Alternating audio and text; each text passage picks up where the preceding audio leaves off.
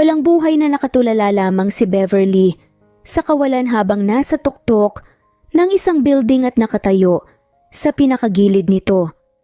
Wala nang luha na tumutulo pa sa mga mata ng dalaga dahil ubos na ang kaniyang enerhiya sa lahat ng kamalasang nangyari sa kaniya. Buong buhay ni Beverly, inilaan niya ang kaniyang buhay sa pagpapalago ng kaniyang mga negosyo.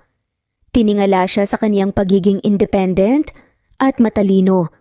Ngunit ang lahat ng dugo at pawis na ibinuwis niya para sa kaniyang mga negosyo ay nabaliwala lamang dahil sa kataksilang ginawa ng kaniyang asawa. Umibig si Beverly ng sobra at nagtiwala. Ito ang pinakamalaking pagkakamali na kaniyang nagawa na ngayon ay hindi niya na maayos pa.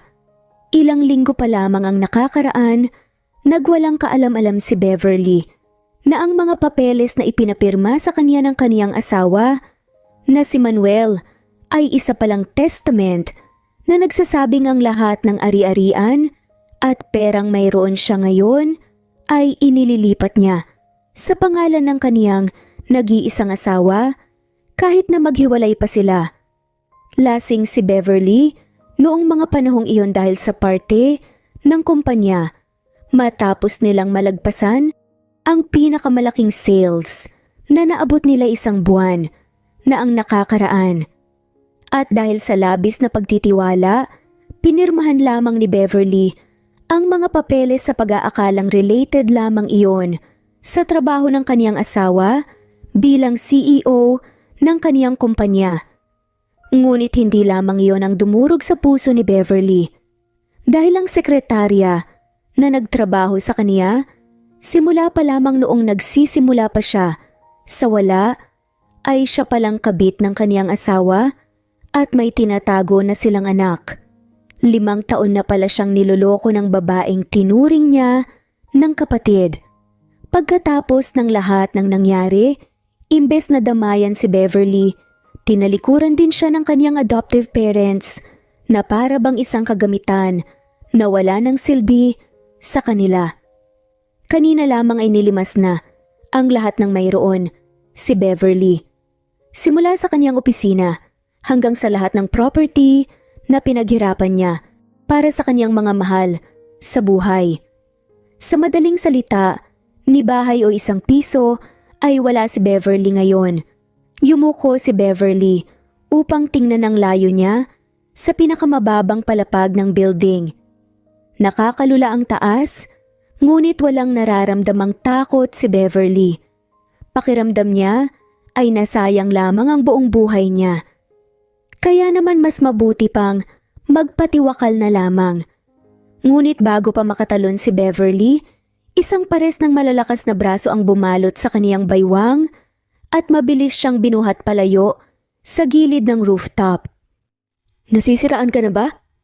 Inis na singhal ng lalaking pumigil kay Beverly sa pagtalon. Ikinuyom lamang ni Beverly ang kanyang mga kamay. Kilala niya ang binata dahil wala naman atang tao sa kanilang bansa ang hindi nakakakilala sa kanya. Ang lalaking pumigil kay Beverly sa isang kanyang balak na gawin ay si Raymond Cruz, isang sikat na artista at model. Ano bang alam mo sa pinagdaraanan ko ha? Kilala mo ba ako? Bakit hindi mo na lang ako hayaan? Walang buhay na saad ni Beverly. Kilala kita, Beverly Santos. Beverly Sandoval dahil hiwalay kayo ng asawa mo. Alam ko kung anong mga ginawa sa'yo, kaya naiintindihan kita. Napakunot na si Beverly. Teka, paano mo ko maintindihan? Nararamdaman mo ba kung anong nararamdaman ko ngayon? Alam mo lang kung paanong nawala sa akin ang lahat ng meron ako. Pero hindi mo alam kung gaano nadudurog ang pagkatao ko ngayon. Paano naman ako maintindihan ng katulad mo? Na mahal ng lahat.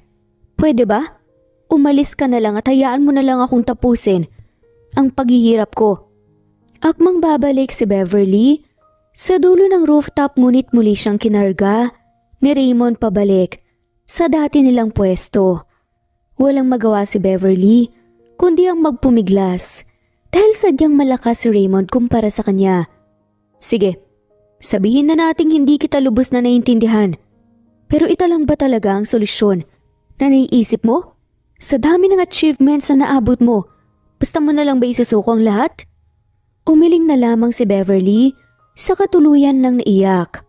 Napaluhod na lamang siya sa malamig na semento. Hindi mo naiintindihan. Wala nang lahat sa akin ngayon. Ginawa ko ang lahat para magkaroon ng perpektong pamilya. Ginugol ko ang lahat ng oras ko para lamang mapanatiling maayos ang buhay ko. Pero lahat sila, tinalikuran ako. Hindi naman nakasagot si Raymond at napayuko na lamang. Gusto ko nalang maglaho. Gusto kong lumayo sa kanilang lahat. Pero paano? Wala nang lahat sa akin ngayon. Manlilimos na lang ba ako sa daan habang nakikita kong mga hayop na yun na nagpapakasaya sa mga pinaghirapan ko? Hindi ko kakayanin yun, kaya mas mabuti na lang na mawala na ako. Muli sanang tatayo si Beverly ngunit pinigilan siya ni Raymond. Gusto mong maglaho at lumayo sa kanilang lahat? May alam akong solusyon at hindi mo kailangan tapusin pa ang sarili mong buhay. Ni hindi man lamang natigil si Beverly sa pag-iyak sa kabila ng sinabi ni Raymond. Tuluyan na siyang nawala ng pag-asa. May mga anak ako. Matagal ko na silang tinatago. Natigilan si Beverly matapos marinig ang sinabi ni Raymond. Oo, alam kong nakakagulat kaya nga tinatago ko sila dahil masisira ang karir ko kapag lumabas sa media ang tungkol sa kanila. Yung karir ko bilang artista nagsisimula pa lang pagkatapos ng lahat ng paghihirap na dinaras ko para lamang makapagsimula. Kaya hindi ko hahayaan na masira kaagad ang lahat ng pinaghirapan ko dahil lamang sa isang pagkakamali. Hindi inasahan ni Beverly na ang Raymond Gomez na crush ng lahat, mapa-teenager man o matanda, ay may tinatago palang mga anak. Maging si Beverly, inamin niyang naging crush niya sa Raymond lalo na sa mga pelikulang pinapanood niya. Marami rin siyang kilala na fan ng love team na kinabibilangan ni Raymond. Bakit sinasabi mo to sa akin? Hindi makapaniwalang saad ni Beverly sa kamarahas na tinulak sa Raymond palayo sa kanya. Hindi ba't gusto mong lumayo sa lahat? Then sumama ka sa akin. Alagaan mo ang mga anak na tinatago ko. Kapag pumayag ka, makakamit mo ang mga gusto mo. Magiging malayo ka sa mga taong nanakit sa'yo. Maglalaho ka na parang isang bula habang namumuhay ng tahimik kasama ang mga anak ko. Lahat ng kakailanganin mo simula pagkain at mga gamit, sasagutin ko ang lahat ng yon. Napaawang na lamang si Beverly ng kanyang bibig dahil sa kanyang narinig. Nakakalimutan mo na ba kung sino ako? Ako ang pinakabatang babae na nakapagpatayo ng isang successful na kumpanya. Tapos gusto mo akong gawing nani ng mga tinatago mong anak? Napabuntong hininga si Raymond. Sige, tignan mo ang sarili mo. Nasaan ang lahat ng pinaghirapan mo bilang pinakabatang babae na nakapagpatayo ng sarili mong kumpanya? Katwiran ni Raymond. Maring napatitig lamang si Beverly sa lalaki. Binalot ng inis at insulto dahil sa sinabi ni Raymond. Ngunit wala siyang magawa dahil may katwiran naman ito. Ang lahat ng nagawa mo noon at kung sino ka man noon, pati na rin ang mga taong pinagsamantalahan lamang ang pagmamahal mo sa kanila. Kalimutan mo na sila at iwan mo na sa nakaraan mo. So ano? Walang mawawala sa'yo dito sa offer ko? Sasama ka na ba sa akin? O talagang sasayangin mo na lang ang buhay na meron ka? Ilang segundong tinitigan ni Beverly ang kamay ni Raymond na nakalahad sa kanya. Napatitig din siya sa dulo ng rooftop na kinatatayuan niya kanina. Tama si Raymond. Walang mawawala sa kanya sa offer ng binata. Sa halip ito na lamang ang pinakamagandang option na mayroon siya ngayong walang-wala na siya. Alanganin man ay inabot ni Beverly ang kamay ni Raymond. Napangiti naman ang binata dahil doon at agad niyang inalalayan si Beverly na tumayo. Pinatulog ni Raymond si Beverly sa isang hotel pagkatapos ng kanilang pag-uusap. Binigyan din niya ang dalaga ng masusuot na damit upang maayos itong makapagpahinga. Pagsapit ng madaling araw, Nagulat na lamang si Beverly nang maramdaman niyang may isang lalaki na nakatayo, hindi kalayuan, sa kaniyang kama. Walang alinlangan na hinila ni Beverly ang lampshade na nasa kaniyang tabi, saka hinagis ito sa lalaki. Napahiyaw naman si Raymond sa katarantang lumayo kay Beverly. Ano ba, papatayin mo ba ako? Inis na singhal ng binata habang nagtatago sa likod ng pinto. Raymond, anong ginagawa mo dito? Inis na sagot din ni Beverly. Ano pa ba? E di sinusundo ka. Hindi ba't sabi ko ngayon tayo pupunta sa lugar kung saan nakatagong mga anak ko? Napaawang na lamang ng bibig si Beverly sa kanapatingin sa orasang nakasabit sa dingding. Madaling araw pa lang oh. Hindi pa nga tirik ang araw eh. Saka bakit ganyan ang suot mo? Paano hindi ka mapagkakamalang magnanakaw o ripis eh? Balot na balot ka tsaka nakaitim pa. Saad ni Beverly. Kailangan kong mag-ingat, okay? Kaya madaling araw tayo aalis para saktong umaga na tayo darating sa pupuntahan natin. At kaya ganito ang suot ko dahil hindi pwedeng makalala ako ng kahit na sino. Nasapo na lamang ni Beverly ang kanyang noo dahil sa sinabi ni Raymond. At hindi mo man lang ako sinabihan sa ganitong oras na pala tayo aalis? Napakamot si Raymond sa kanyang ulo. Nakalimutan kong sabihin. Wala rin akong contact number mo kaya pumasok na lang ako dito para gisingin ka. Sagot naman ni Raymond. Napailing si Beverly. Ngunit hindi niya na pinahaba pa ang kanilang sagutan. At nagsimula na siyang bumangon upang ihanda ang kaniyang sarili. Tulad ng sabi ni Raymond, dumating sila sa isang gate na tila kinakalawang na at mukhang napapabayaan na. Sakto lamang ang kanilang dating. Dahil hindi pa masyadong tirik ang araw, ang kakaunti pa lamang ang mga taong nakasalubong nila na nasa labas. Sa katunayan, malayo sa kabihas na ng lugar. Para silang nasa setup ng isang horror film. Mula sa gate papunta sa mansyon pa lang, hihingalin ka na sa pagod dahil sa layo ng kailangang lakarin. Paano kung may kailangang bilhin? O kaya naman naubusan kayo ng toyo asin sa kusina? Talagang lalakarin ko itong ganito kalayo palabas? Reklamo ni Beverly na labas na nga ang dila dahil sa pagod sa paglalakad. May kotse naman. Kaswal na sagot ni Raymond na mukhang hindi pagod kahit na balot ng damit ang kanyang katawan. Natigil si Beverly sa paglalakad at pumamewang na lamang. Kung may kotse naman pala at may driver, bakit pa tayo naglalakad ngayon? Hindi makapaniwalang tanong ni Beverly. Dahil walang kasamang mga bata. Sumagot naman si Raymond. Isang kasambahay at 2 gwardiya lamang ang kasama ng mga anak ko sa bahay na yon. Kaya kailangan kong magdagdag ng isa pang tao na siyang nakafocus lang sa pagbabantay at pag-aalaga sa mga bata. Pero hindi ako basta-bastang kumukuha lang ng kung sino-sino dahil kailangan kong masiguro na mapagkakatiwalaan ko ang ipapasok ko na tao sa bahay na yon. Natahimik naman si Beverly. Nagpatuloy naman si Raymond sa paglalakad kaya naman sumunod na lamang ang dalaga sa kanya. Nang sa wakas ay makarating sila na paawang ang bibig ni Beverly, hindi niya inaasahang magiging ganito kaganda ang bahay na pinagtataguan ni Raymond ng kanyang mga anak. Ilang sandali pa, nagsilabasan ng mga bata na nagmamadaling tumakbo patungo sa kanilang gawi. Kahit na alam ni Beverly na hindi lamang isa ang anak na tinatago ni Raymond, nagulat pa rin siya nang makitang triplets pala ang mga ito, isang batang babae at 2 lalaki. Daddy! Andito ka! Masigla nilang saad sa kaagad na napayakap sa bewang ng kanilang ama. Sa kabila ng masayang pagsalubong ng mga bata kay Raymond, tipid lamang itong umiti at humarap kay Beverly. Hinatid ko lang ang bagong mag-aalaga sa inyo. Siya si Tita Beverly nyo. Dito siya titira. Simula ngayon. Ilang sandali pa lumabas naman ang isang lalaki na mayroon pang bigote. Formal ang suot nitong damit at maayos ang tindig. Ito naman si Greg, ang gwardiya na tinutukoy ko.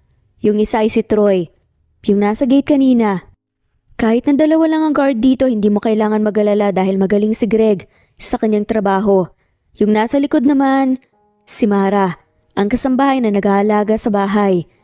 Tumango si Mara at Greg matapos silang ipakilala ni Raymond.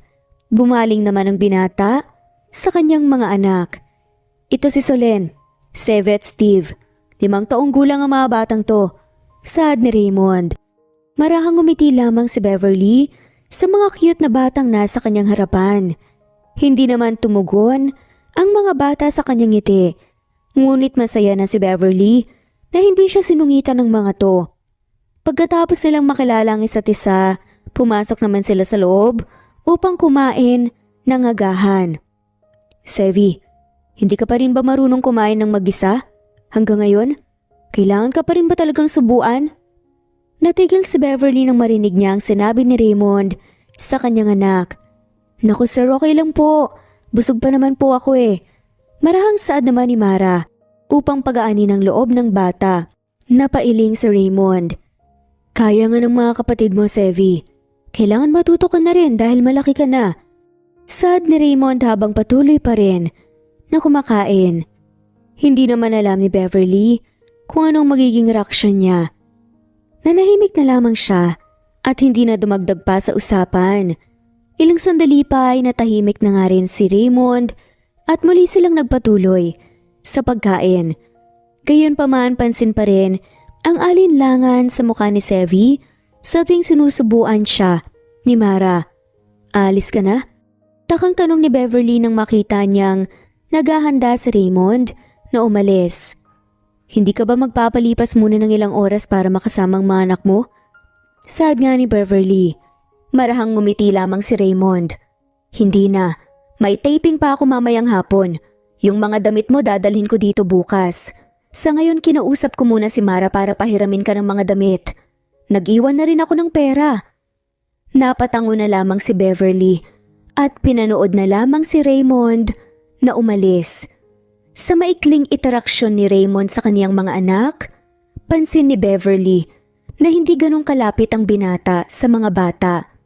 Hindi naman niya masasabing wala siyang pakialam sa kanila dahil ginagawa pa rin ni Raymond ang lahat para maging komportable sila sa kanilang tinitirhan. Nang bumalik si Beverly sa loob ng mansyon, naabutan niya pang yakap-yakap ni Mara si Sevi habang itong umiiyak. Sa gilid naman nila ay ang mga kakambal ng bata. Hindi alam ni Beverly kung paanong makakapag-adjust sa mga bata. Una sa lahat malapit sila kay Mara. Siguradong kay Mara lamang sasama ang mga bata, imbes na kay Beverly na siyang dapat na nag-aalaga sa kanila. Nang mapansin ni Mara si Beverly, ay napatayo ito. Agad namang nagpunas ng luha ang bata. Gusto mo bang magbihis muna o magpahinga? May mga damit akong iniwan sa magiging kwarto mo. Tara, itutur kita dahil baka mawala ka pa dito. Saad nga nito bago bumaling sa triplets. Manood muna kayo ng TV dito. Magbe-bake ako ng mga donuts mamaya para sa inyo. Nakangiting saad naman ni Mara na siyang nagpagaan ng loob ng triplets. Habang naglalakad, panay ang sulyap ni Beverly kay Mara dahil sa mga pag-aalinlangan na itanong ang tungkol sa lahat ng kanyang nasaksihan. Nagtataka ka ba kung bakit ganun ang pakikitungo ni Sir Raymond sa kanila? Marahang tanong ni Mara. Napatango naman si Beverly. Aksidenteng may nangyari kay Sir at sa isang babae na nakilala lamang niya sa isang party noon. Tapos nagkasakit yung babae kaya nawalan siya ng choice kundi iharap kay Sir ang mga bata bago siya pumanaw. Nung mga pagkakataong yun, nagsisimula na si Sir na sumikat at tumanggap ng bagong projects. Yung love team din na kinabibilangan niya ngayon ay sobrang mahalaga sa kanya dahil yun ang malaking factor ng kasikatan niya ngayon. Pakiramdam ni Sir, isang pagkakamali ang mga anak niya na hindi niya pwedeng talikuran. Napabuntong hininga na lamang si Beverly. Wala siyang karapatan na manghusga kaya naman nakatikom na lamang ang kanyang mga bibig. Dito ang kwarto mo. Katabi mo lamang ang kwarto ng mga bata para mas madali mo silang mapuntahan lalo na tuwing gabi. Doon naman ang kwarto ko, puntahan mo na lang ako kung may kailangan ka. Saad ng kasambahay na si Mara. Tumango si Beverly, saka inilibot ang tingin niya sa paligid ng kanyang bagong kwarto. Ibang-iba ito sa kwartong tinutulugan niya noon. May telepono dito na pwede mong gamitin sa pag-contact kay Sir. Pero hindi natin siya pwedeng tawagan unless emergency at napakahalaga na dahilan. Paliwanag ni Mara. Dagdag pa nga nito, kahit na hindi tayo nakakalabas dito sa mansyon, huwag ka mag-alala kasi malaki naman ang pasahod natin. Dahil sa pagtatrabaho ko dito, napagtapos ko nga ang dalawa kong kapatid Engineer at teacher na sila ngayon. Masaya ang kwento pa ni Mara. Ilang taon ka nung nagtatrabaho dito? Curious ang tanong pa ni Beverly. Matagal na. Sanggol pa lang ang mga bata, andito na ako. Sadyang ngayon ay lumalaki na sila kaya kailangan ko ng makakasama. Minsan nga kapag lumalabas ako sa bayan, para magpadala ng pera nagugulat na lang ako sa lahat ng mga pagbabago na nakikita ko. Palaging nagkakaroon ng bagong building, restaurant, kahit mga cellphone. Sobrang high-tech na. Natatawang sabi pa ni Mara. Napatingin si Beverly kay Mara habang inaayos nito ang kurtina ng kaniyang kwarto. Kung tutuusin, maaari nang tumigil si Mara sa pagkakakulong sa malungkot na mansyong ito. Ngunit mukhang hindi nito ginagawa dahil ayaw niyang iwan ng triplets. Pagkatapos nilang maglibot sa mansyon, tinulungan naman ni Beverly si Mara sa pagbe-bake ng mga donuts na ipinangako nito sa mga bata. Gumagawa siya ng icing kasama ang triplets. Napasinghap si Beverly nang bigla na lamang kumalat ang icing na hawak ni Solen at namantsahan ang pantalon na suot ni Beverly. Nanlaki ang mga mata ni Solen at kabadong napatingin kay Beverly. Sorry po. Natatakot na sahad ng bata. Natawa na lamang si Beverly sa kamarahang hinawakan ng ulo ni Solen. Okay lang yun. Malalaban pa naman ito Halika dito, mukhang butas na yung lalagyan ng icing. Palitan natin yan. Marahang sabi ni Beverly. Alanganing lumapit naman si Solen kay Beverly at tinabot ang lalagyan ng kanyang icing. Ilang sandali pa napangiti ang bata at nawala rin ng tensyon na kanyang nararamdaman. Kumuha naman ng tissue si Sevi at marahang pinunasan ng pantalon ni Beverly. Naku, ako na. Agad na sabi ni Beverly habang nakangiti. Napangiti naman si Sevi at inabot kay Beverly ang tissue. Hindi alam ni Beverly kung paanong nakakaya ni Raymond na tiisin ng ganito, kabait at kalambing ng mga bata. Pagkatapos maibake ni Mara ang mga donut, kanya-kanya silang naglagay ng icing ayon sa kanilang gustong mga design. Wow, ang ganda ng sayo, Yaya Mara. Manghang sabi ni Solen matapos makita ang donut ni Mara na katulad ng mga binibentang donut sa mamahaling mga bake shop. Napalingon naman sila kay Beverly na napakadungis na ngayon dahil sa icing. Nang tignan nila ang gawa ng dalaga na patulala lamang sila at nagtinginan. Wow! Ang ganda rin po ng sa inyo! Saad nga ni Solen sa kapilit ng umiti. Napakamot naman ang ulo si Beverly at nahihiyang napalingon kay Mara na para bang humingi ng tulong dito. Natawa naman si Mara. Maging si Beverly at ang mga bata ay natawa na lamang. Masaya nilang kinain ang mga donuts kahit na hindi maipaliwanag ang itsura ng icing na gawa ni Beverly. Masarap pa rin ang donut dahil sa dough na gawa ni Mara. Huwag po kayong malungkot. Dati hindi rin po kami marunong pero tinuruan po kami ni Yaya Mara. Saad pa ni Steve.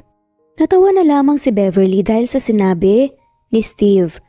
Wala siyang kaalam-alam sa kusina dahil buong buhay niya. Puro pagnenegosyo ang kanyang inatupag. Sige, talagang kakailanganin ko ng tulong ni Mara. Baka sumabog ang oven kung ako lang magluluto Sagot ni Beverly kaya naman natawa lamang ang mga bata. Galing po ba kayo sa city? Tanong ni Solen. Taka namang napalingon si Beverly. Oo, doon ako nakatira bago ako lumipat dito. Sagot niya. Totoo po bang marami pong park sa mga city at mga playground po at saka mall at mascot? Nakikita ko po kasi sa movie Curious ang tanong ni Solen. Oo, marami. Saad ni Beverly. Marami po bang kotse kasing laki po ba ng nasa TV? Tanong naman ni Steve. Oo, may iba't ibang mga brand at klase ng kotse. Sagot ulit ni Beverly. Napaawang ang bibig ng dalawa at parang manghang-mangha sa sinabi ni Beverly. Sa kabila ng saya nila, lungkot naman ang bumalot kay Beverly dahil bagya siyang naawa sa mga bata. Hanggang sa telebisyon lamang nila kayang makita ang mga masasayang lugar na nasa labas ng kanilang liblib na kinaroroonan. Nakakalungkot lamang isipin dahil buong buhay nila nasa mansyon na sila at hindi man lamang nakakilala ng mga kalaro o kaibigan dahil hindi sila pwedeng makita ng ibang tao. Kapag malaki na po ba kami, Yaya Mara, papayagan na po kaming lumabas? Tanong ni Sevi kay Mara. Nagkatinginan naman si Mara at Beverly na parehong itinatago lamang ang lungkot sa kanilang muka. Alam nyo kasi, iba ang mga napapanood nyo sa TV. Kung doon masaya, malinis, sa katotohanan, marami talagang masasamang loob na pakalat-kalat sa mga syudad. Maraming magnanakaw at mga nangunguha ng bata. Grabe rin ang usok ng mga sasakyan kaya maraming nagkakasakit. Sagot ni Mara. Napaiwas na lamang ng tingin si Beverly. Hindi naman nagsisinungaling si Mara. Ngunit tila nakakaramdam siya ng guilt habang inosenteng nakikinig ang triplets. Ganun po ba? Pero gusto ko pa rin po na makalabas kahit isang beses. Gusto pong mamasyal sa mga mall saka bumili po ng magagandang dress. Saad ni Solen. Ako gusto ko pong bumili ng laruan o kotse. Masiglang sabi naman ni Steve. Gusto ko ng teddy bear. Marangsa naman ni Sevi. Pilit na ngumiti lamang si Mara habang nakikinig. Marami naman kayong ganyan dito, di ba? Meron ka ring Princess Castle, Solen. Napanguso si Solen. Hindi na sumagot pa dahil doon, napayuko naman si Mara. Sad na lamang ni Beverly. Tara na nga, kumain na tayo. Kailangan natin itong ubusin kasi lalanggamin eh. Singit ni Beverly upang maiba ang usapan at hindi na malungkot pa ang mga bata. Walang masyadong naging problema si Beverly sa kaniyang unang araw kasama si Mara at ang triplets. Hindi kasi nila masyadong nakikita sina Greg at Troy dahil dinadalhan lamang sila ni Mara ng pagkain sa kanilang pwesto. Habang abala si Beverly sa pagbabasa ng mga libro, naagaw ang kaniyang atensyon ng pagbukas ng pinto. Iniluwan nito si Raymond na basang-basa dahil sa malakas na ulan. Napalingon si Beverly sa orasang nasa dingding. 12:00 na ng madaling araw at siguradong tulog na sina Mara at ang triplets. Pasensya na kung ngayon lang. Andito ng mga damit mo. Saad ni Raymond. Sagot naman ni Beverly. Magbihis ka muna at mag-shower. Alanganing sabi ni Beverly habang nakatingin sa kalagayan ng lalaki. Hindi ako pwedeng magtagal eh. Maagang taping bukas. Sagot ni Raymond. Napakalakas ng ulan. Kung pipilitin mong bumiyahe ngayon, baka hindi ka nang sikatan pa ng araw bukas. Katwiran ni Beverly saka napailing na lamang. Napabuntong hininga si Raymond at mukhang umepekto naman ang pananakot ni Beverly. Sa wakas ay naglakad na patungo sa kanyang kwarto ito. Ilang sandali pa lumabas na si Raymond na nakabihis at mukhang nakapag-shower na. Inabot ni Beverly sa lalaki ang ininit niyang sopas na kinain din nila kaninang hapunan. Pasensya na, ininit ko lang yung tira ng hapunan namin. Hindi ako marunong magluto eh, pero pwede kong gisingin si Mara kung gusto mong magpaluto. Saad ni Beverly. Umiling si Raymond. Huwag na, nagpapahinga na sila. Baka magising din ang mga bata. Saad nito saka nagsimulang kumain. Bakit hindi ka nalang magstay dito hanggang bukas? Bukas ng hapon ka nalang umuwi. Saad ni Beverly. Napatingin naman sa kanyang lalaki. May taping ako. Hindi ako pwedeng umabsent. Saad ni Raymond. May bagyo ngayon. Imposible namang tuloy pa rin ang taping niyo, di ba? Saad ni Beverly. Paano kung umupo ang ulan bukas? Katwiran naman ni Raymond. Hindi naman siguro masisira ang buong pelikula mo kung absent ka ng isang araw para magpahinga. E di magsinungaling ka. Sabihin mo may sakit ka. Turo naman ni Beverly. Napakunot ng noo si Raymond. Bakit mo ba pinipilit na wag akong umuwi? Kailangan ko pa bang sabihin? Malamang, para sa mga anak mo. Kailangan mo rin silang makasama kahit na isang araw. Balang araw talagang kamumuhian ka nila kung hindi ka magpapakatatay sa kanila. Banta ni Beverly. Napailing si Raymond. I don't understand. Nasa malaking bahay sila. Nakakain ng kahit anong gusto nila. May mga sariling doktor, maraming mamahaling laruan. Binibigay ko na sa kanila yung mga bagay na hanggang hiling lang ng ibang mga bata. Katwiran ni Raymond. Napailing na lamang si Beverly dahil mukhang wala talagang ideya si Raymond sa gusto niyang iparating. Basta, bukas ng hapon ka na umuwi. Saad ng babae. At kung ayaw ko? Tanong ni Raymond. Alis ako dito. Paghahamon naman ni Beverly sakay pinag-cruise ang kanyang mga braso. Napabuntong hininga na lamang si Raymond. Samantalang napangiti naman si Beverly dahil alam niyang siya ang panalo sa kanilang pagtatalo. Dahil nakita at nalaman na ni Beverly ang lahat ng sikreto ni Raymond, malamang ay hindi na nito pwede pang hayaan ang dalaga na ipagkalat ito sa ibang tao. Hindi na rin nagtagal pa si Beverly at pumasok na siya sa kaniyang sariling silid. Kinabukasan, maaga pa rin siyang nagising upang mag-jogging sa paligid ng malaking lote ng mansyon. Laking gulat naman ni Mara at ng triplets nang makita si Raymond dahil hindi nito ugali ang magpalipas ng gabi sa mansyon. Kids, anong gusto niyong merienda ngayong araw? Tanong ni Beverly sa mga bata habang sabay-sabay silang nag-aalmusal. Almusal pa lang nagtatanong ka na kung anong merienda? Natatawa ang tanong ni Raymond. Inirapan na lamang ni Beverly ang lalaki. Gusto ko po ng cheesecake. Marahang sagot naman ni Solen. Tumango si Beverly. Magandang idea. Tutulungan ko si Yaya Mara niya na mag-bake kasi mamaya magpo-pool party tayo kasamang daddy niyo, okay? Sad ni Beverly. Nanlaki mga mata ng triplets dahil sa sinabi ni Beverly. Masaya silang napatitig sa kanilang ama. Daddy, totoo po ba? Masiglang sagot pa ni Steve. Napaawang ang bibig ni Raymond at napalingon kay Beverly na parang nagtatanong. Ni wala siyang kaalam-alam tungkol sa sinabi ng dalaga.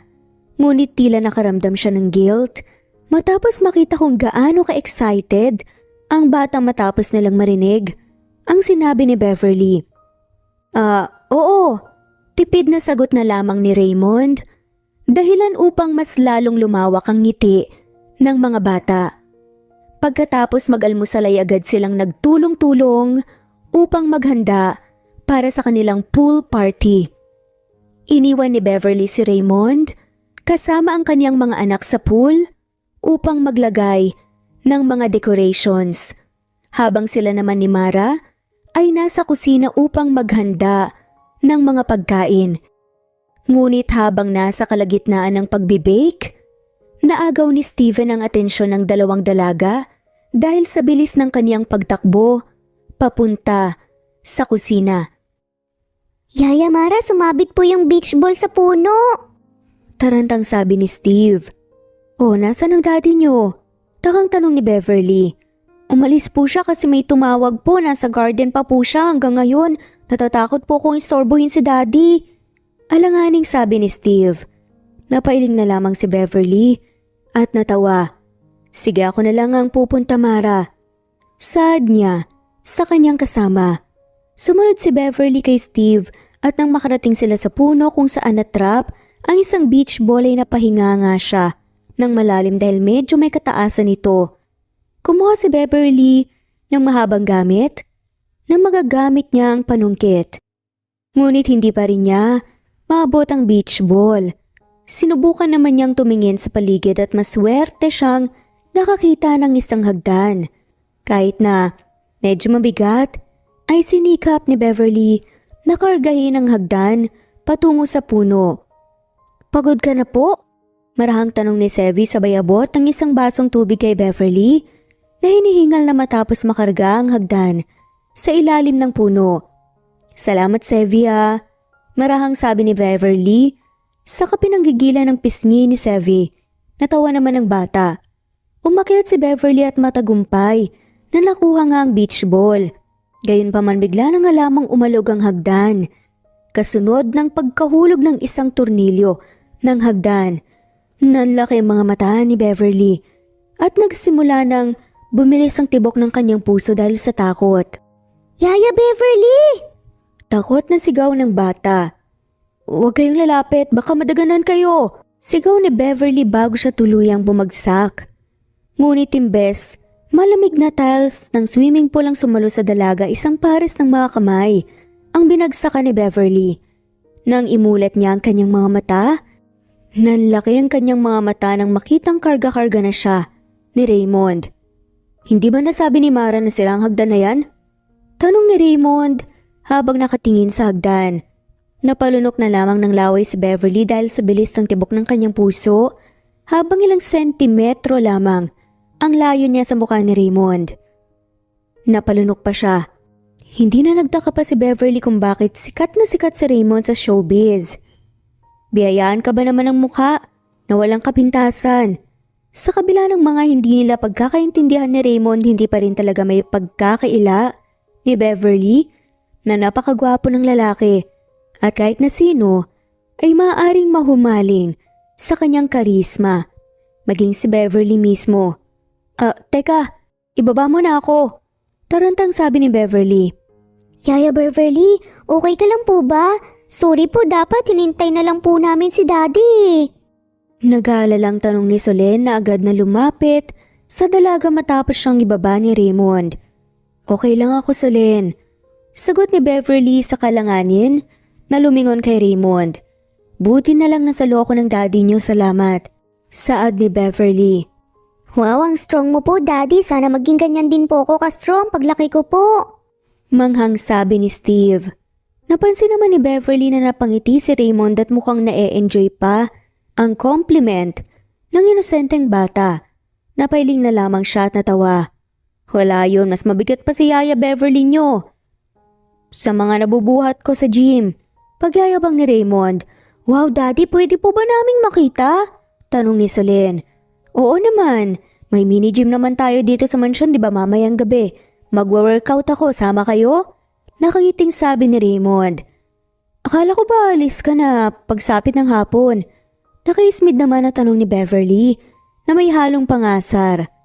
Bahagya namang nabigla si Raymond matapos mapagtanto ang kanyang nasabi. Nadala siya sa compliment ng kanyang anak at dahil doon ay nasabi niya iyon. Hindi na raw tuloy ang taping dahil sa bagyo hindi pa safe ang daan ngayon kaya hindi na muna ako uuwi. Alibay ni Raymond. Ganun ba? Sige. Sabi Beverly habang pilyang nakangiti. Babalik na ako sa loob. Kayo nang bahala rito May ka ni Beverly sa kainabot sa mga batang beach ball. Napaiwas naman nang tingin si Raymond dahil sa mapangasar na titig ni Beverly. Pagkatapos na lang lutuin ang cheesecake na request ng mga bata, nagsimula na rin ang kanilang pool party. Sa katunayan, hindi naman talaga plinano ni Beverly ang pool party na inanunsya niya. On the spot lamang niya iyon naisip. Ngunit masaya siya na ang lahat ay umaayos sa kanyang inaasahang mangyayari. Daddy, parang baliktad po yung pagkalagay mo dito sa puzzle piece. Marahang sabi ni Sevy. Napalingon si Beverly sa mag-ama na ngayon ay nasa gitna ng swimming pool habang komportableng nakaupo sa isang inflatable bed at binubuo ng isang puzzle. Kanina pa hindi mahanap ni Raymond ang kasunod na parte ng puzzle. Nang sinubukan niyang baliktarin ito, tulad ng suwestyon ni Sevy ay nahanap na din nila. Sa wakas ang karugtong nito. Ang galing hindi ko napansin yon. Masayang sabi ni Raymond sa kamarahang ginulo ang buhok ni Sevy. Napangiti naman ng bata. Nakakatuwa naman silang panuorin. Hindi ko alam kung anong nangyari pero salamat sa'yo. Saad ni Mara kay Beverly. Katulong ka pa talaga? Pansin ko lang kasi masyadong close kayo ni Sir baka naman may secret relationship kayo kaya andito ka rin. Saad naman ni Mara. Malakas na lamang na natawa si Beverly matapos marinig ang tanong ni Mara. Napalingon naman sa kanila si Raymond pati ang mga bata. Kung ano akong ipinakilala sa'yo, yun talaga ang role ko dito sa mansyon. Katulong, tagabantay ng mga bata. Saad ni Beverly. Napatango si Mara. Ngunit nakangiti pa rin ito na parang hindi naniniwala. Ilang sandali pa nagulat na lamang sila nang bigla na nga lamang nahulog si Steve sa inflatable bed, kasunod ng tawanan ng mga bata at ni Raymond. Steve, basa na ang puzzle! Inis na sabi ni Sevy. Mag-swimming na kasi tayo, inaantok na ako, kakanood sa inyo eh. Sad ni Steve dahilan upang mapailing si Sevy. Marahang hinawakan naman ni Raymond ang ulo ni Sevy. Mahilig ka palang bumuo ng puzzle. Hayaan mo, bibilhan kita bago pagbalik ko sa syudad. Sad ni Raymond. Talaga po, Daddy?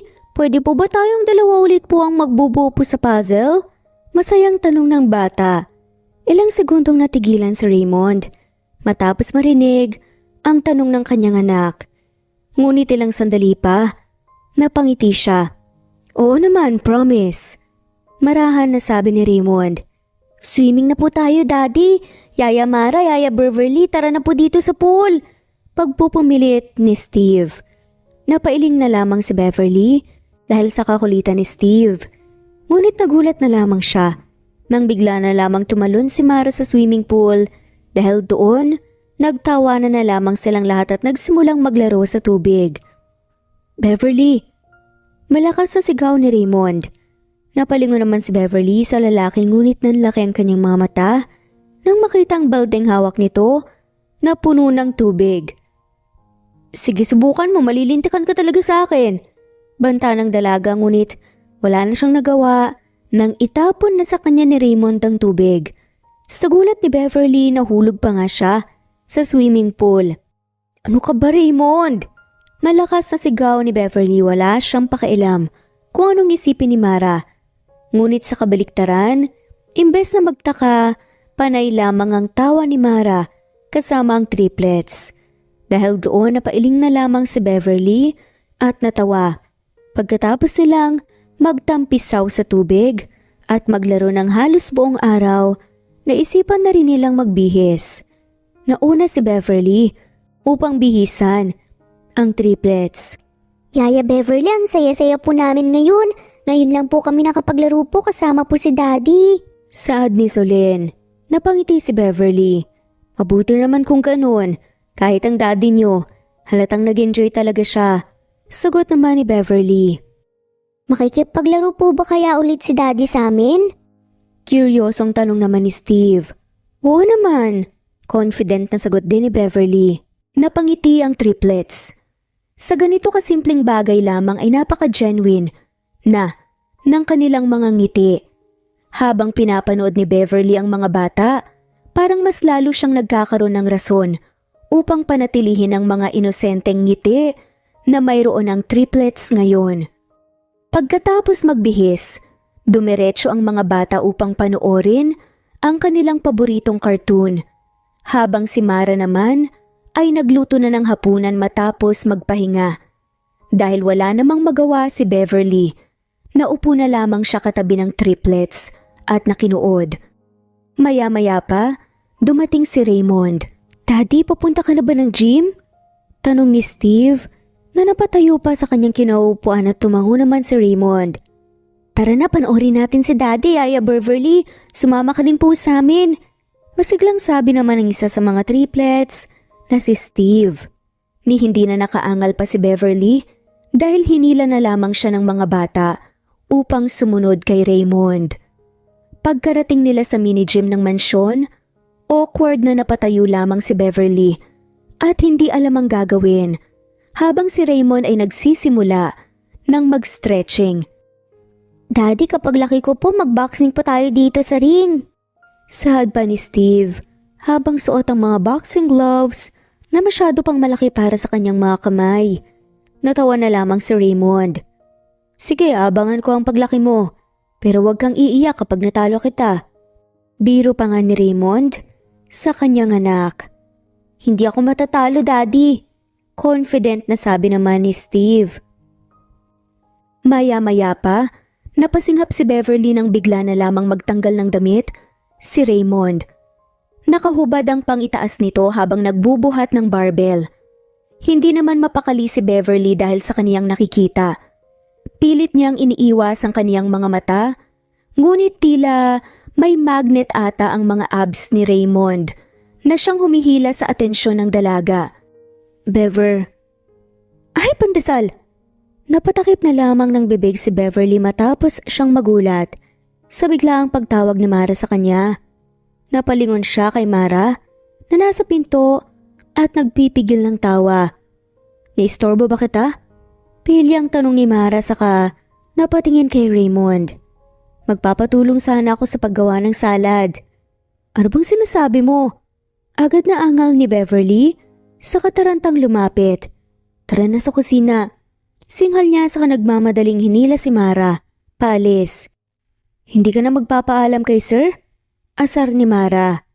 Tara na Mara, kung ano-ano na naman iniisip mo eh.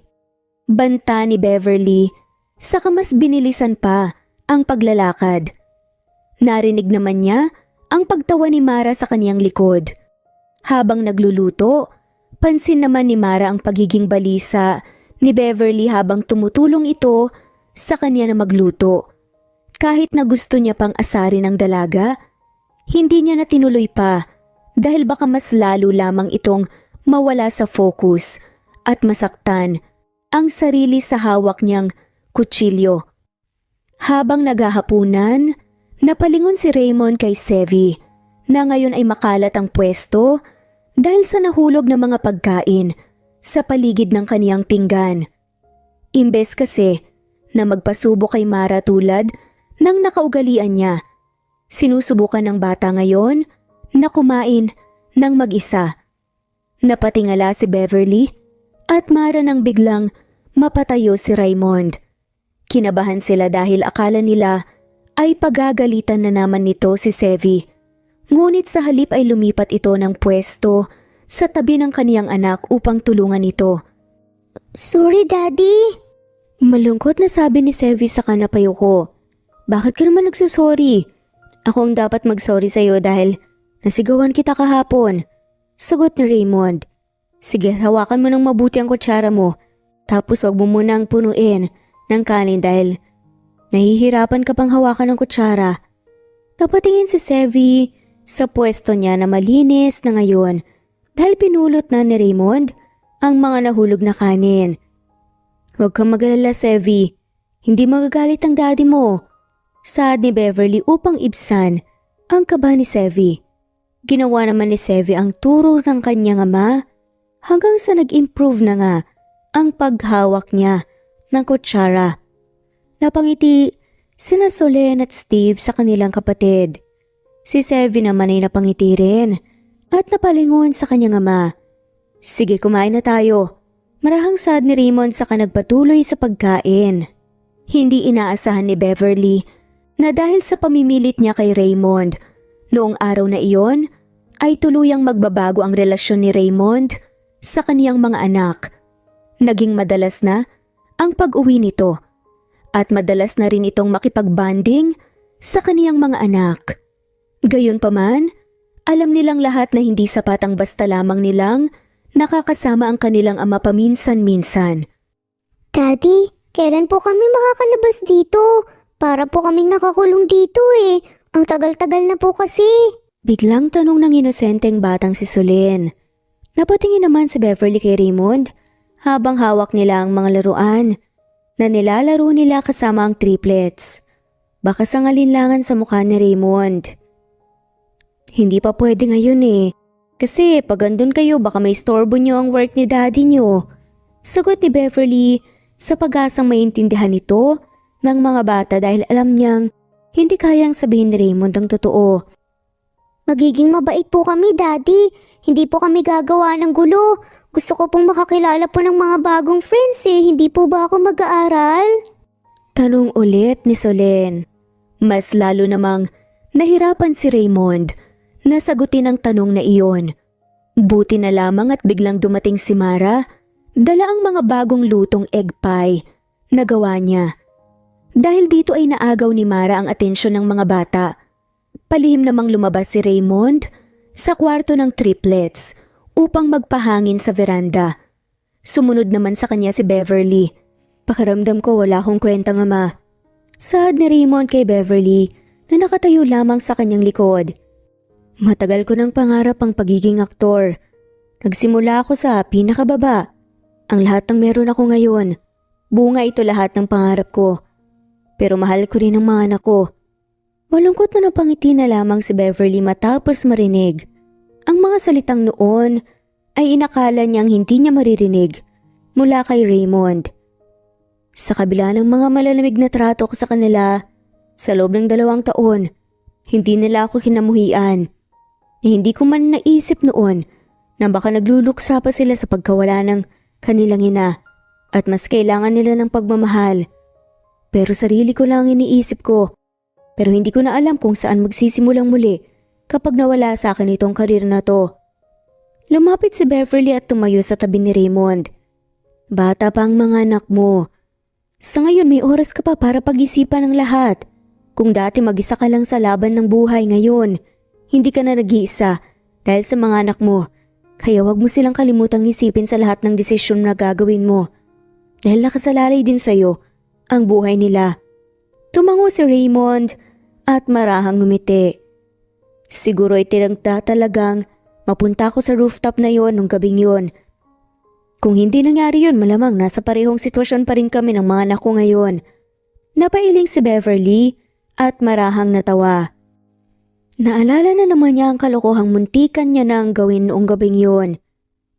Kung hindi mo rin ako iniligtas noong gabing yon, talagang mauuwi na lang lahat sa wala. Pati na ang buhay ko na tanging meron ako ngayon. Alam mo, napapaisip ako kung bakit hindi ka nagiganti sa kanilang lahat. Dahil kung sa akin nangyari ang lahat ng nangyari sa'yo, hindi siguro ako matatahimik hanggat hindi ako nakakaganti sa kanila. Tumango si Beverly sa sinabi ni Raymond sa kamarahang ngumiti. Pumasok naman talaga ang paghihiganti sa isip ko eh. Sa totoo lang, bago ko pumunta rito sa mansyon, plano ko na talagang magpahinga muna tapos babalik ako para gumanti sa kanilang lahat. Pero habang tumatagal, mas napagtanto ko na walang magandang mangyayari sa paghihiganti.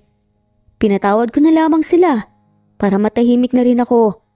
Basta alam ko sa sarili ko na naging mabuti akong anak. Kahit na ampon lang nila ako, naging mabuti rin akong asawa at kaibigan. Ang Diyos na ang bahala sa kanila. Napangiti na lamang si Raymond matapos marinig ang mga sinabi ni Beverly. Taliwas sa unang patutuos ng kanilang landas sa rooftop noong gabing yon, ang mga mata ni Beverly ngayon ay puno na ng buhay at pag-asa. Habang si alam naman ni Raymond sa kaniyang sarili na may bago ng direksyon ang kaniyang buhay ngayon dahil sa kaniyang mga anak. Pagkatapos nilang mag-usap, bumalik sila sa kwarto ng triplets. At sumalubong agad sa kanila ang malawak ng ngiti ng mga bata. Hindi po, para po sa inyo yan, Daddy. Katwiran ni Solen sa kanapaiwas ng tingin. Napailing naman si Raymond sa kakinarga ang kanyang anak. Nagluluto pa naman si Mara ng bagong batch, kunin niyo na, okay? Marahang sabi ni Raymond. Okay lang po ba sa inyo? Tanong ni Solen habang papalit-palit ang tingin kina Beverly at Raymond. Oo naman. Natatawang sabi ni Beverly sa kakusapang sinubuan ng mga bata. Natawa na lamang sila dahil sa pangyayari. Bumalik uli si Raymond sa syudad matapos ang araw na iyon dahil sa isang importanteng movie na pinagbibidahan niya. Masaya siyang pinanood ng kanyang mga anak sa kanilang TV kasama si Beverly at Mara. Nagpatuloy rin ang magandang relasyon ng mag-ama, ngunit kasabay noon ay ang paglalim rin ng nararamdaman nila Beverly at Raymond sa isa't isa. Yaya Beverly, ipikit niyo lang po ang mga mata niyo. Saad ni Solen. Natawa naman si Beverly. Nakatakip na nga ang mga mata ko dahil sa piring na nilagay niyo eh. Katwiran niya. Ingat po sa paglalakad. Sabi naman ni Steve. Nahawak rin ang kamay ni Beverly habang ginigiya siya sa kung saan. Naku Alam kong birthday ko ngayon pero parang sobra naman na itong may pa-surprise pa kayo. Natatawang sabi ni Beverly. Pagbilang po namin ng 3, buksan niyo na po ang piring niyo, okay? 1, 2, 3. Binuksan ni Beverly ang piring sa kaniyang mata at napaawang na lamang siya nang bumungad sa harapan niya ang garden na may magagandang pailaw at dekorasyon na ngayon. Sa gitna ng garden, may isang mesa kung saan naroon si Raymond habang nakabihis ng formal na kasuotan at may hawak na buket ng bulaklak. Nang tingnan ni Beverly ang triplets, nagulat din siya nang makitang maging sila pala ay nakabihis din. Nagsimula namang tumugtog ang isang musika sa kanilang speaker. Lumapit si Raymond at inabot ang bulaklak kasabay ng pag-aaya niya kay Beverly. Nadaluhan siya para sa isang sayaw. Kailan niyo naman ito pinaghandaan? Hindi ko napansin kanina itong mga decorations Tanong ni Beverly. Mabilis naming inayos ang lahat kanina habang nalilibang ka. Kay Mara. Sagot ni Raymond. Napalingon naman si Beverly kay Mara. Nakasama ang triplets ngayon habang may hawak na kamera at kinukunan sila ng mga litrato. Happy birthday, Beverly. Marahang sad ni Raymond. Hindi naman napigilan ni Beverly ang maluha matapos marinig ang salitang iyon at makita ang mga paghahandang ginawa nilang lahat para lamang sa kaniyang espesyal na araw.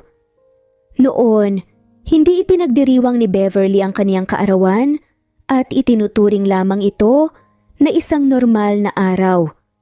Maging ang asawa at mga adoptive parents niya ay nakakalimutan din ang kaniyang kaarawan.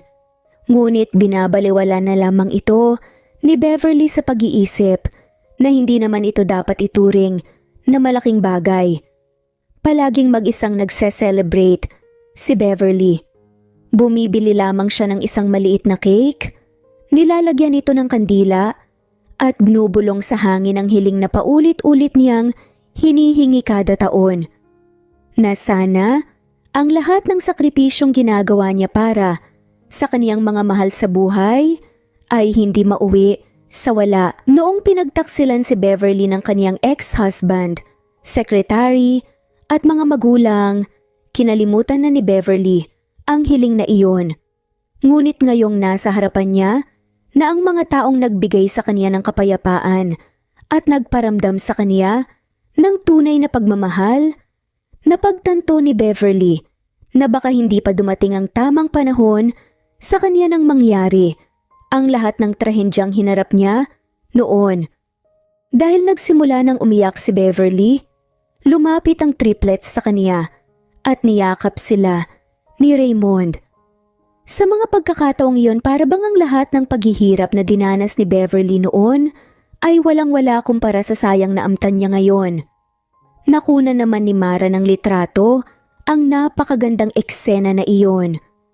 Pagkatapos nilang maisayaw si Beverly, iniwan naman nila sina Raymond at Beverly.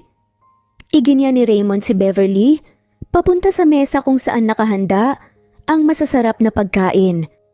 Hindi ba sila sasabay sa atin? Takang tanong ni Beverly habang pinapanood sina Mara at ang triplets. Napaalis. Napaiwas ng tingin sa Raymond na parabang nag-aalinlangan pa sa gusto niyang sabihin. Hindi nila tayo sasabayan ngayon. Sagot ni Raymond. Hiniling ko sa kanila na ibigay ang moment na to para makasama ka. Hindi naman agad na nakapagsalita si Beverly dahil sa kaniyang narinig. Hindi naman ganun ka-clueless si Beverly sa nangyayari. May ideya na siya kung ano ang ibig sabihin ng lahat ng nakikita niya ngayon at ramdam ng dalaga sa kaniyang sarili na pareho sila ng nararamdaman ni Raymond. Bagay na bagay sa iyo ang damit mo. Sad ni Raymond. Bahagya namang nahiya si Beverly dahil pulang bestida na kaniyang suot.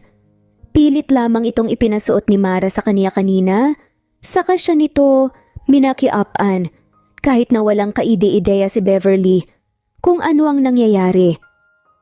Ikaw ba ang bumili nito? Tanong ni Beverly habang nakangiti. Tumango naman si Raymond. Nung nakita ko ang damit na yan, ikaw ang una ko naalala.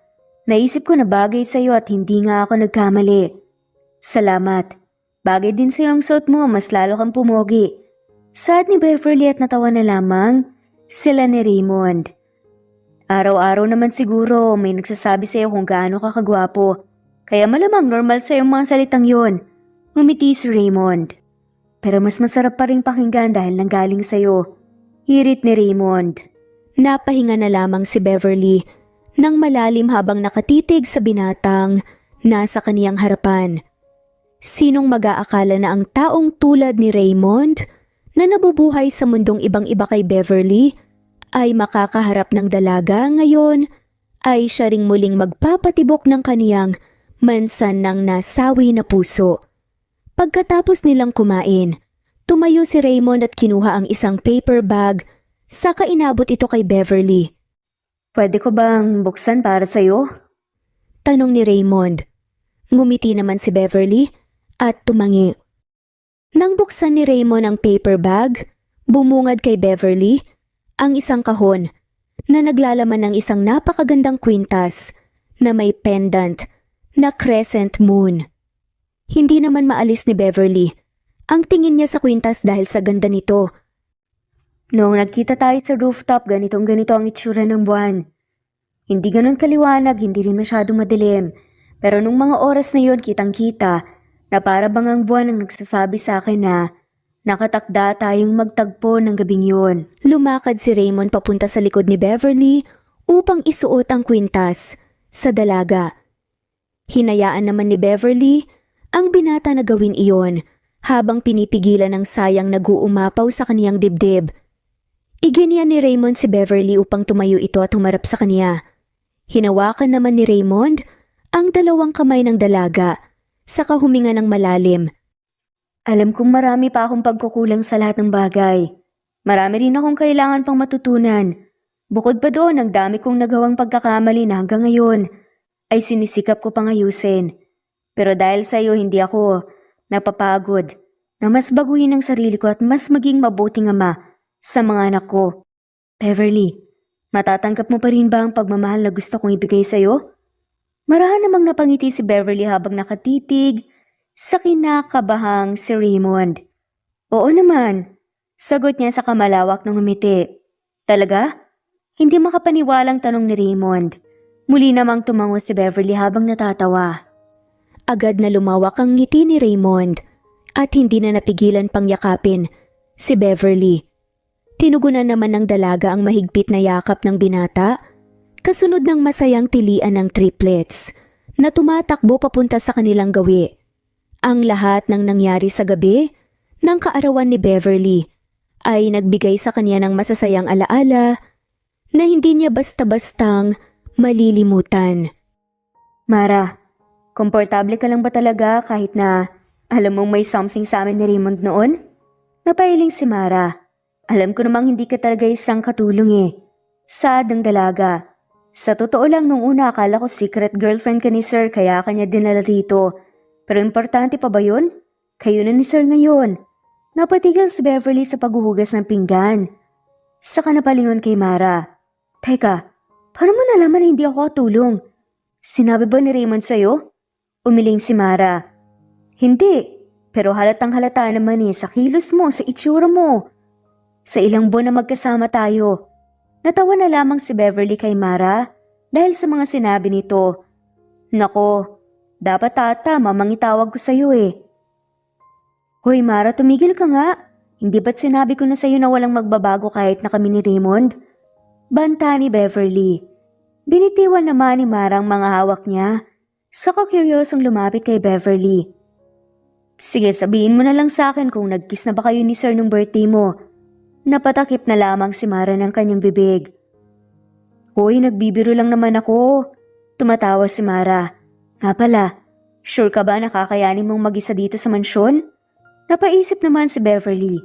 Nagpaalam kasi si Mara na aalis upang bisitahin ng kanyang mga magulang. Mamaya ang alis nito pagkatapos itong magluto ng hapunan.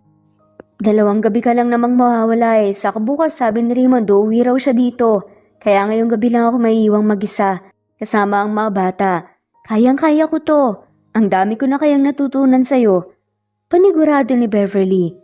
Napangiti naman si Mara at mukhang nakampante dahil sa sagot ni Beverly. Pagkatapos nga niyang magluto naghanda na siyang umalis, kasamang mga gwardya na maghahatid sa kanya palabas ng gate. Ingat po kayo, Yaya Mara. Huwag niyo pong kalimutan ng sabi ko, ah. Sad nga ni Solen. Oo, hindi ko kalilimutan na bumili ng mona pagbalik ko. Natatawang sabi pa ni Mara. Yaya, yung may asukal po sa itaas, ah.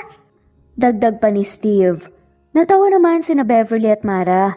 Pagkatapos ng ilang pagpapalitan ng salita, tuluyan nang sumakay si Mara sa kotse at umalis.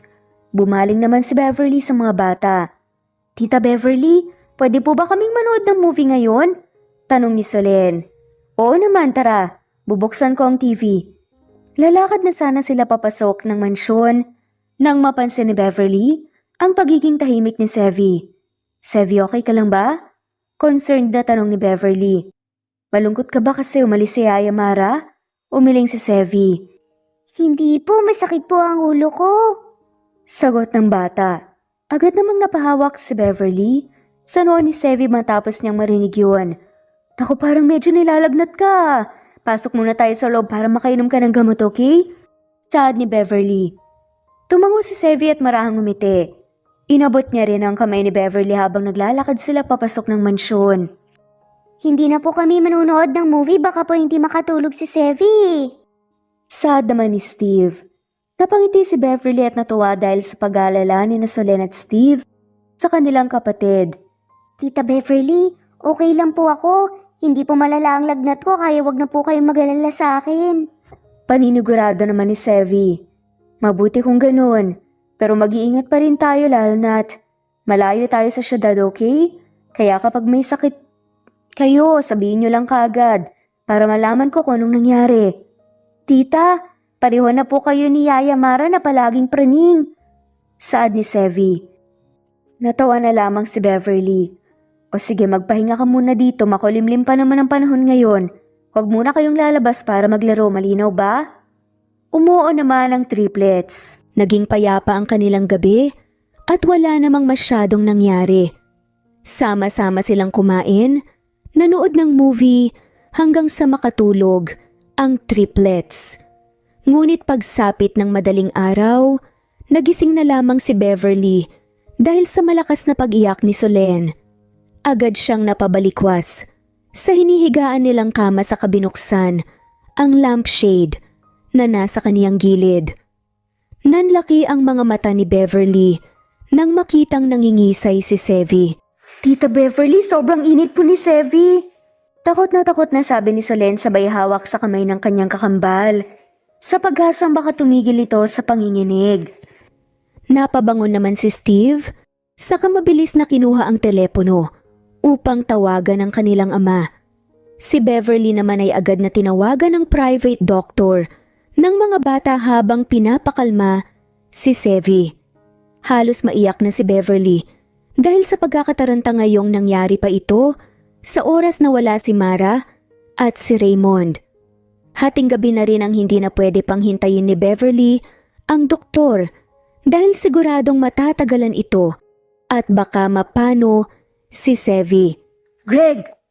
Malakas na sigaw nga ni Beverly nang makita niya si Greg na pabalik sa kanilang tinutulugang rest house. At mukhang katatapos lang ng shift nito sa pagbabantay. Matapos marinig ang sigaw ni Beverly, ay hindi ito nagdalawang isip na tumakbo papasok sa mansyon. Kinarga na ni Beverly si Sevy at nang magkasalubong sila ni Greg, ay agad itong tumakbo papaunta sa garahe upang ihanda ang sasakyan. Sumakay si Beverly habang daladala si Sevy at kasama sina Solen at Steve. Marahil si Greg ay wala pang maayos na tulog dahil sa panggabi nitong shift sa gate. Ngunit sa kabila ng lahat ay nanatili silang determinado na dalhin si Sevy sa pinakamalapit na hospital. Ang 2 oras na biyahe palabas sa syudad ay natahak nila sa loob lamang ng 1 oras dahil sa bilis ng pagmamaneho ni Greg. Agad na inalalayan ng mga doktor si Beverly at naupo naman ang dalaga sa waiting area kasama ang mga bata, pati si Greg. Maliban kina Solen at Steve, nabalot sa kanilang mga jacket, basang-basa ng ulan, sina Beverly at Greg dahil sa pagtakbo nila kanina. Ilang sandali pa, nag-vibrate ang cellphone na dala ni Beverly at bumungad sa kanya ang tawag ni Raymond. May problema ba? Bakit may tumawag sa telepono kanina? Kinakabahang tanong ni Raymond. Nandito kami sa syudad, sa isang ospital. Ospital? Anong nangyari? Anong ibig mong sabihin? Kami? May nangyari ba sa mga bata? Sunod-sunod na tanong ni Raymond. Makinig ka, Raymond. Kumalma ka lang, okay? Maayos na ang lahat. Kaya hindi mo na kailangan pumunta dito. Baka may makakilala sa'yo. Si Sevi. Isinugod namin sa ospital dahil kinukumbulsyon. Ano? Tarantang sigaw ni Raymond. Nasang ospital kayo? Napalingon si Beverly kay Greg. Nasa EMC Hospital po tayo ngayon. Sagot ni Greg na narinig naman ni Raymond sa kabilang linya. Matapos marinig ang pangalan ng hospital, naudlot na ang tawag dahilan upang tuluyang magpanik si Beverly. Pagkatapos ng ilang minuto, hindi nga siya nagkamali sa kaniyang kutob dahil dumating mga si Raymond sa kanilang kinaroroonan. Niwala itong suot na pantakip sa kaniyang mukha at halatang basta na lamang sumugod papunta sa kanila dahil nakapantulog pa ito at nakatsinelas panloob. Raymond, kinakabahang sad ni Beverly sa kanapalingon sa mga taong nakatingin sa lalaki. Nang makita ni Raymond ang kalagayan ni Beverly, agad niyang hinubad ang suot niyang jacket at binalot ito sa kanyang nobya. Greg, tawagan mo si Neil, yung sekretary ko para dalhan kayo ng masusot dito. Sad niya kay Greg. Tumango naman ito at agad na kumilos. Raymond, I'm sorry. Kung nabantayan ko lang sana si Sevi, baka hindi mangyayari to. Hindi mo na sana kailangan pang mag-alala. Umiiyak na saad ni Beverly. Umiling lang si Raymond, saka niyakap si Beverly. Huwag mong sisihin ang sarili mo. Hindi mo kasalanan, okay? Hindi mo kasalanan. Pagpapatahan niya sa dalaga habang marahang hinahaplos ang likod nito. Daddy! Daddy, ano pong nangyari kay Sevi? Magkasunod na saad ni Solen at Steve. Napaluhod si Raymond sa kanyang mga anak upang pakalmahin din sila. Ginagamot na ng mga doktor si Sevi. Walang masamang mangyayari sa kanya, okay? Marahang sabi ni Raymond. Tumango naman ang magkapatid at napayakap na lamang sa kanilang ama habang umiiyak. Halos 1 oras na naghintay si Raymond sa waiting area kasama ang kanyang mga anak pati na rin si Greg at Beverly na nakapagbihis na ng damit.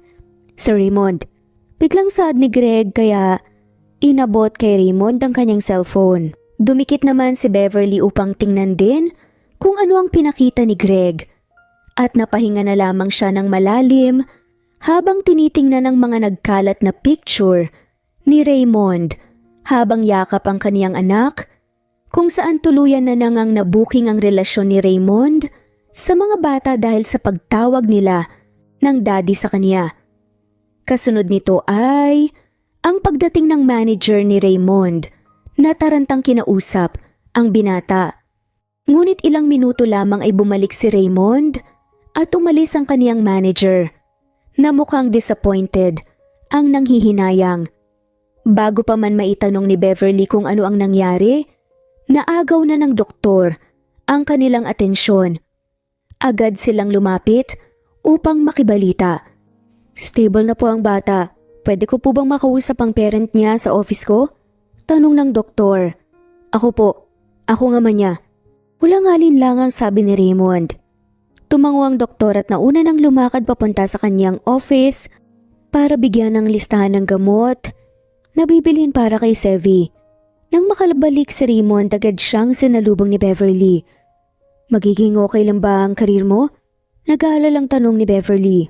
Alam ni Beverly na malapit na ang release ng malaking movie project na pinagbibidahan ni Raymond. Dahil sa nagkalat na mga picture sa social media, ay pinagpipiestahan na siya ng mga tao at kung ano-ano ng kwento ang ginagawa nila para lamang mag-viral at sirain si Raymond. Ngumiti lamang si Raymond sa kainabot ang kamay ni Beverly upang mahawakan ito at ibsan ang pag-aalala ng binata.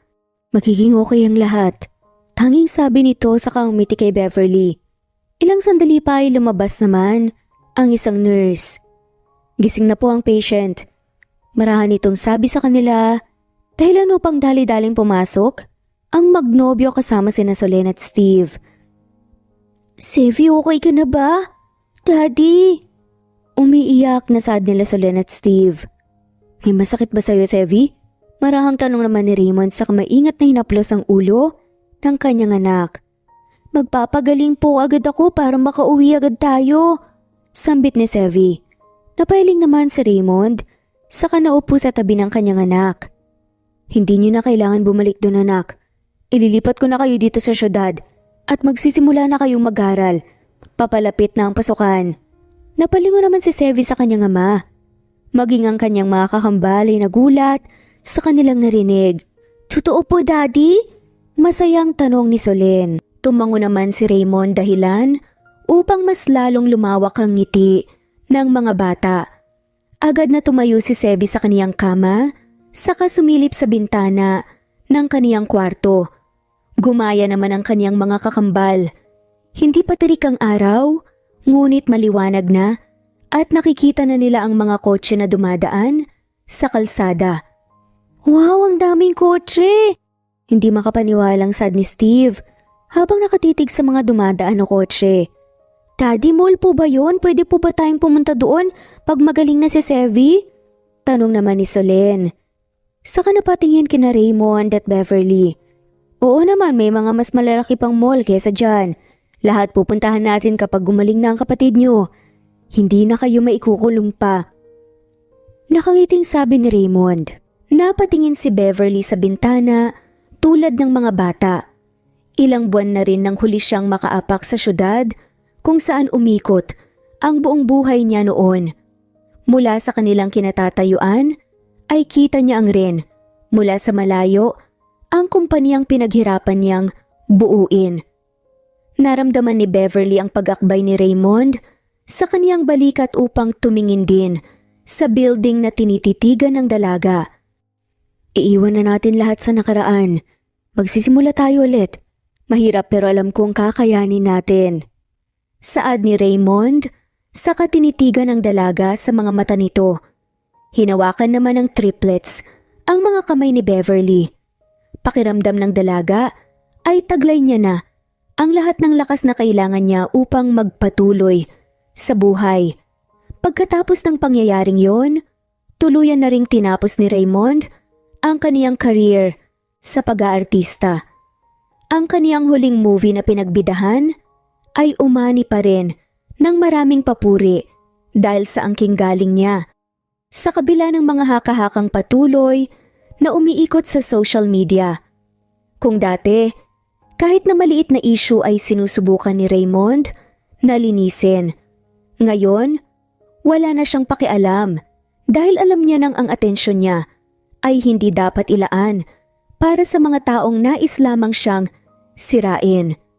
Mas mahalaga sa kaniya na mapanatili ang kasiyahan sa kanilang tirahan kasama ang kaniyang bagong pamilya. Hindi ibinenta ni Raymond ang mansyon na dating tinitirhan ng kaniyang mga anak. Bumabalik sila roon paminsan-minsan upang magpahinga at lumayo sa stress na dulot ng syudad at para na rin balikan ang mga masasayang alaala na nabuo nila sa mansyon na iyon. Naisipan na rin ni Beverly na bumangon at muling pumasok sa pagnenegosyo.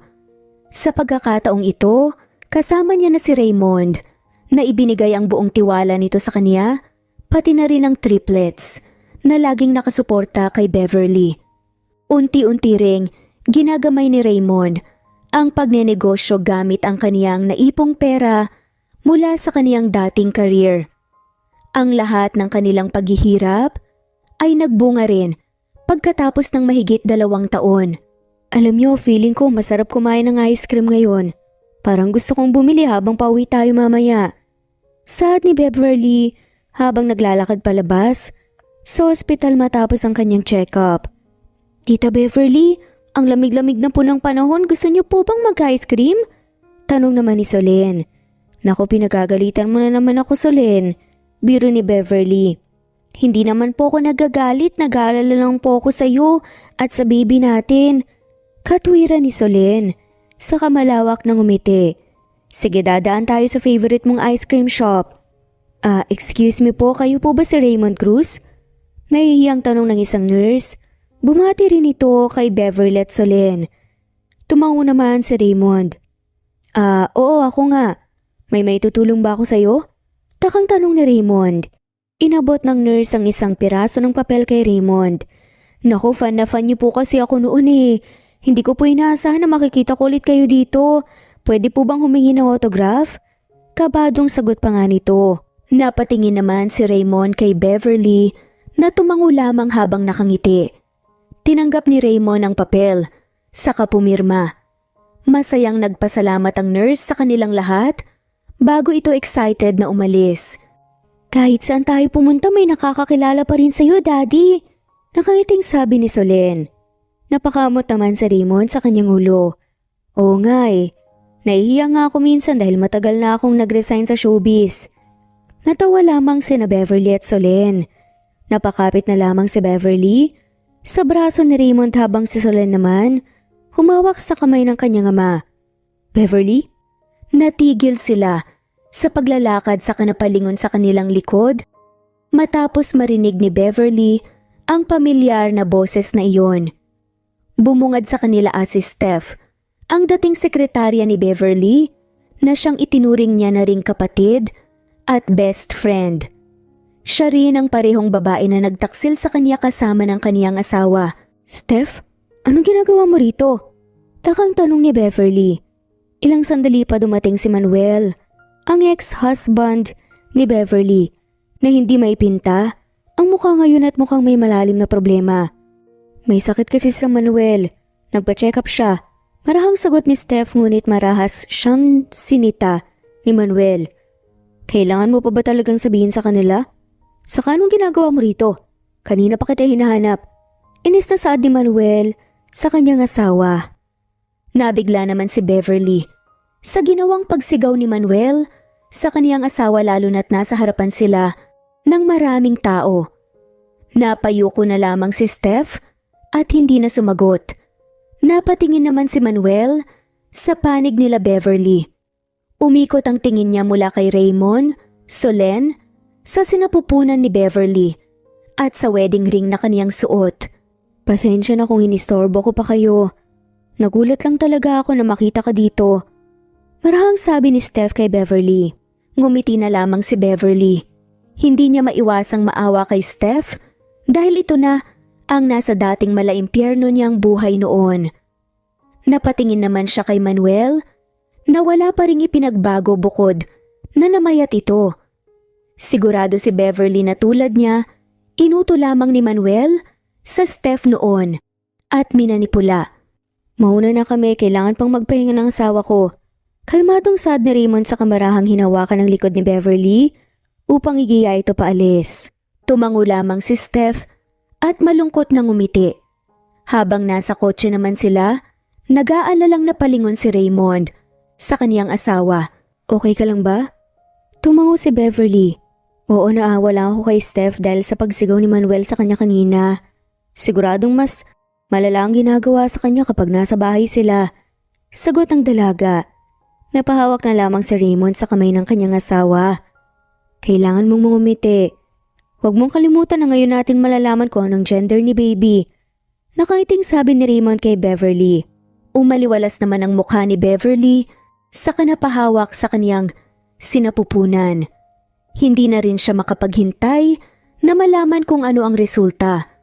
Sinadya kasi nilang hindi alamin sa hospital ang kasarian ng kaniyang dinadalang baby dahil gusto nilang ang buong pamilya nila ang kasama nila sa masayang pagkakataong iyon. Nang makarating sila sa kanilang bahay ay excited na tumakbo sina Sevy at Steve papunta sa kanila na mukhang inaabangan rin ang balita. Naupo naman ang mag-asawa sa isang sofa habang nakapalibot sa kanila ang triplets. Inilabas ni Beverly ang papeles at hindi muna ito binasa. Ready na ba kayo? Excited na tanong at agad namang tumango lahat ng kanyang kasama. Ilang segundo nilang binasa ang mga nakasulat sa papel na may kasama pang ultrasound result. Hanggang sa napatakip na lamang si Beverly ng bibig, saka malakas na natawa. 2 babae, kambal. Hindi makapaniwalang sabi ni Raymond sa kanapatingin sa triplets na nasa kanyang harapan. Mukhang kailangan ko nang iparenovate tong bahay dahil lumamalaki na kaagad ang pamilya natin. Biro pa ng lalaki? Dahil ano pang magtawanan lamang silang lahat. Yes, 3 na kaming babae. Masayang hiyaw ni Solen habang bakas naman ang excitement sa mukha ni Sevy at Steve. Kaya palang daming bili ni Doc sa akin kanina. Natatawang sabi ni Beverly, saka napahawak sa kanyang sinapupunan. Sinong mag-aakala na 2 anghel pa lang dinadala ko? Napayakap na lamang si Beverly kay Raymond at hindi na napigilan pang umiyak. Dumalo rin sa kanila ang triplets. Excited na akong makita sila at mahawakan. Sagot naman ni Raymond. Napangiti naman si Beverly, saka nagsimulang mag-imagine. Ang magandang buhay na naghahabang sa kanila kasama ang kanilang mga bagong supling. Ang kanilang isang malaking pamilya. Saad ni Raymond habang nakangiti. Mahal na mahal ko kayong lahat. Muling saad ni Raymond saka mas lalong hinigpitan ng yakap kay Beverly at sa kanyang mga anak. Ang tanging hiling niya sa pagkakataong yun ay ang maramdaman ng mga dinadala ni Beverly ang pagmamahal na ibinubuhos nila para sa isa't isa. At dito na nga po nagtatapos ang kwentong pagmamahalan ni na Beverly at Raymond. Maraming salamat po sa lahat.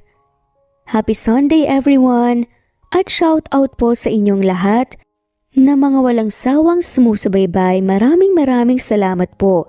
Muli ito ang Cat Amazing Stories PH.